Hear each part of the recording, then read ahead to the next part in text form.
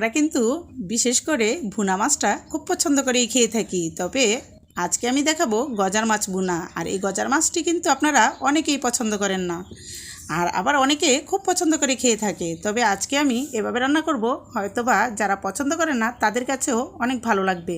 তো চলুন দেখে নিই কীভাবে করলাম গজার মাছের ভুনা। তো প্রথমে আমি মাছটিকে ভালো করে কেটে নিচ্ছি। আর এই মাছটি কিন্তু 4.5 কেজি ওজনের মাছ, আর খেতে কিন্তু খুব সুস্বাদু। তো চলুন দেখে নিই কীভাবে মাছটিকে কেটে নিলাম।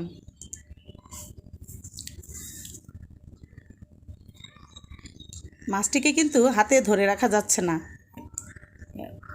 অনেক ওজন।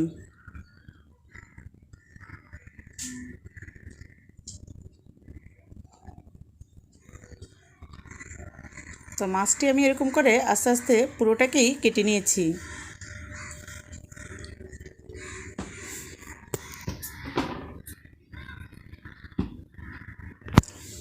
তা এদিকে আমি একটি প্যানে দিয়ে দিয়েছি সামান্য তেল, দিয়ে তেলটিকে ভালো করে গরম করে নিয়েছি। আর দিয়ে দিলাম এখন মাছগুলো, হলুদ এবং লবণ মিশিয়ে তারপরে মাছগুলোকে আমি ভালো করে ভেজে নিচ্ছি।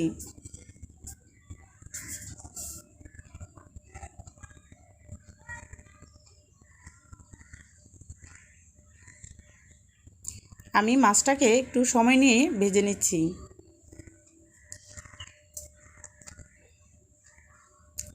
আর টাটকা মাছের স্বাদই আলাদা।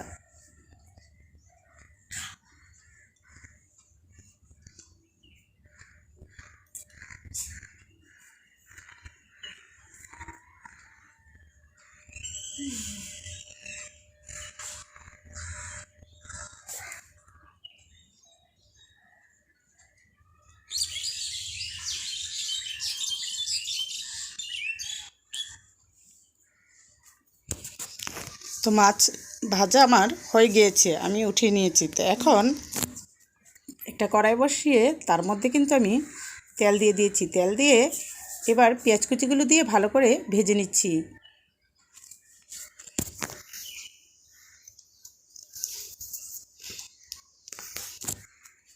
এখন দিয়ে দিলাম স্বাদ মতো লবণ। আর লবণটা দিলে পেঁয়াজটা কিন্তু তাড়াতাড়ি ভাজা হয়ে যায়।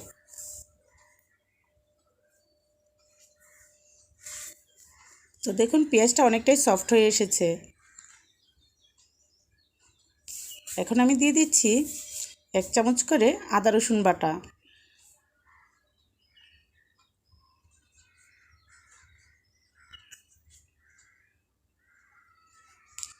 দিয়ে ভালো করে নেড়েচেড়ে যাতে গ্রানটা চলে আসে অতটুকু পর্যন্ত আমি নেড়েচেড়ে ভেজে নিব।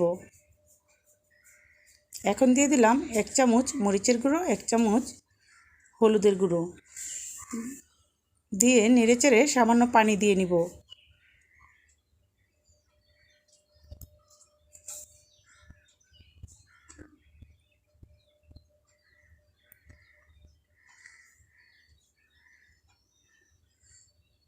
এখন দিয়ে দিলাম সামান্য জিরের পাউডার।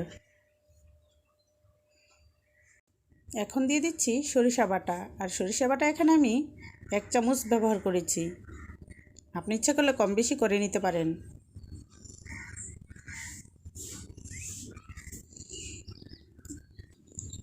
তো এখন আমি দিয়ে দিলাম পরিমাণ মতো পানি দিয়ে আমি আবার মশলাটাকে কষিয়ে নিচ্ছি। তো মশলাটা যখন কষানো হয়ে গিয়েছে তখন আমি দিয়ে দিলাম মাছগুলো।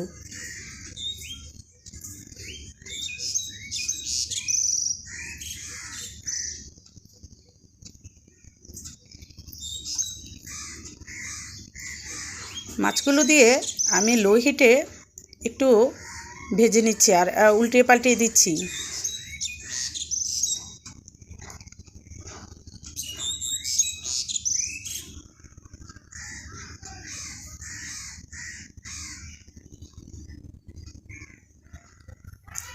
তো যখন মাছটা হয়ে এসেছে তখন আমি পরিমাণ মতো পানি দিয়ে জাল করে নিব।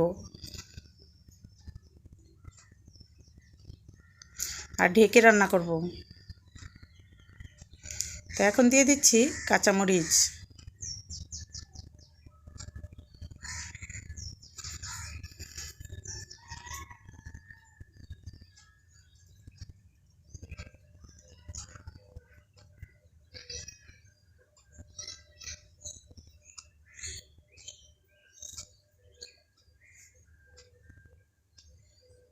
কাঁচামরিচ দিয়ে সামান্য ঢেকে রান্না করেছি, যাতে কাঁচামরিচের ফ্লেভারটা বের হয়ে যেতে না পারে।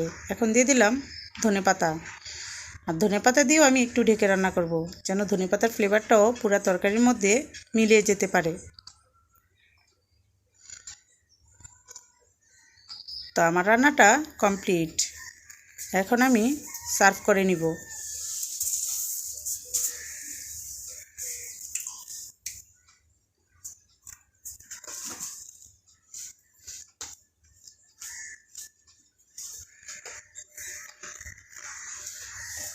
তো ভিউয়ার্স, যদি ভিডিওটি ভালো লাগে তাহলে অবশ্যই লাইক, কমেন্ট, শেয়ার করবেন আর সাবস্ক্রাইব করে পাশে থাকা বেল আইকনটি ক্লিক করে দিবেন, যাতে আমার সকল ভিডিও সবার আগে আপনার কাছে পৌঁছে যায়।